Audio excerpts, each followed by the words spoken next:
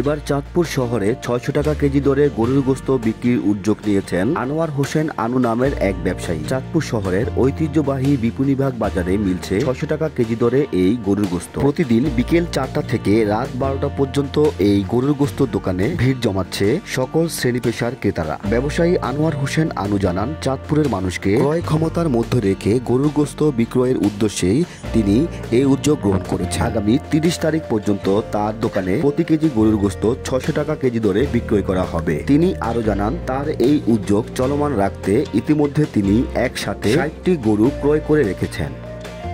খোঁজ নিয়ে জানা যায়, চাঁদপুরের বিভিন্ন হাট বাজারে গরুর গোশত ৭০০ টাকা থেকে ৭৫০ টাকা কেজি দরে বিক্রয় করা হয়। ফলে মুসলিম সম্প্রদায়ের অতি প্রিয় এই খাবারটি ক্রমেই ক্রয় ক্ষমতার বাইরে চলে যায়। এই অবস্থায় দেশের বিভিন্ন জেলায় অনেক গোশত ব্যবসায়ী গরুর গোশত ৬০০ টাকা থেকে ৬৫০ টাকা কেজি দরে বিক্রির উদ্যোগ গ্রহণ করেছে। তবে এমন মানবিক উদ্যোগের ব্যতিক্রম ছিল শুধুমাত্র চাঁদপুর জেলায়। অবশেষে চাঁদপুরের গরুর গোশত ভোজনপ্রিয় মানুষের জন্য ৬০০ টাকা কেজি দরে গরুর গোশত বিক্রির উদ্যোগ নিয়েছেন আনোয়ার হোসেন আনু নামের এক ব্যবসায়ী। তার এই ব্যবসায়িক সততার উদ্যোগকে স্বাগত জানিয়েছে চাঁদপুরের সর্বস্তরের মানুষ। চাঁদপুরবাসীর দাবি, এই উদ্যোগটি যাতে আগামীতেও চলমান থাকে, এতে করে স্বল্প আয়ের মানুষেরা অল্প দামে গরুর গোশত কেনার সুযোগ পাবে।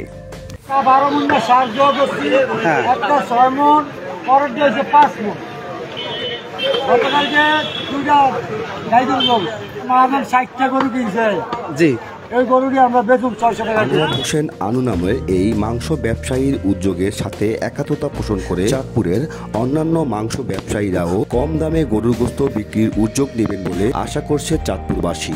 সারা নাইলেও সার্ব কাস্টমার খাও।